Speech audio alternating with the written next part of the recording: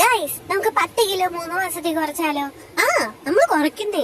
പണ്ട് ഞാൻ വെറുതെ കുറഞ്ഞിരുന്നത് ഉണ്ട പോലെ തടിച്ചു തീർത്ത്. അപ്പൊ ഞാൻ പെട്ടെന്ന് തടി കുറക്കണം പറഞ്ഞ് ജിമ്മിൽ പോയി ഡയറ്റ് ഉണ്ടായിരുന്നു. കാലത്ത് ഉച്ചയ്ക്ക് ചപ്പാത്തി, രാത്രി പച്ചക്കറി.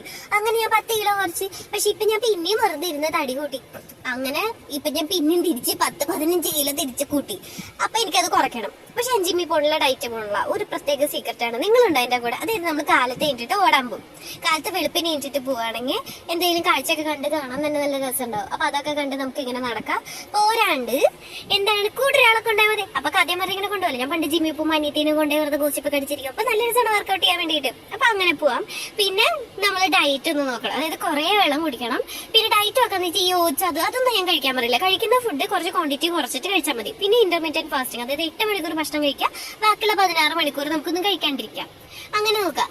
അത് നമുക്ക് എന്തായാലും കൺസിസ്റ്റന്റ് ആയിട്ട് നമ്മൾ ഡിസിപ്ലിനോടെ കഴിക്കണം. അത് കഴിഞ്ഞിട്ട് നമ്മൾ മൈദ ഒന്ന് അവോയ്ഡ് ചെയ്യണം. മൈദയുള്ള അതായത് മുട്ട പപ്സ് തിന്നാൻ പോകരുത്.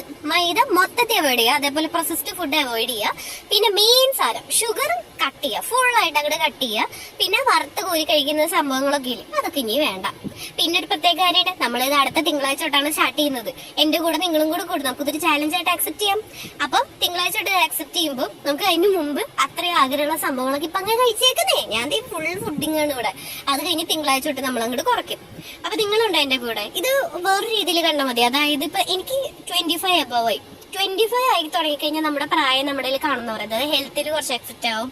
എന്തിന് നടുവേദന മുട്ടുവേദന വരെ വരും. മുഖത്ത് കാണാൻ തുടങ്ങും. മുഖത്തൊക്കെ പ്രായം തോന്നിക്കഴിഞ്ഞാൽ അയ്യോ ആലോചിക്കാൻ വയ്യ. അപ്പൊ നമുക്ക് അതൊക്കെ ഒന്ന് കുറച്ച് റെഡി ആവണ്ടേ. അപ്പൊ അതും കൂടി കൂട്ടി ഒരു സെൽഫ് ഇംപ്രൂവ്മെന്റ് ജേർണി ആയിട്ടും കൂടി കണ്ടാൽ മതി. പിന്നെ കുറെ ഫ്രൂട്ട്സ് വെജിറ്റബിൾസ് ഒക്കെ ഒന്ന് കഴിക്കാൻ നോക്കണേ. അതൊക്കെയാണ് നമ്മുടെ പ്ലാൻ. എന്നിട്ട് ഞാൻ ചെയ്യുന്നത് ഡെയിലി ഞാൻ കാണിക്കാം.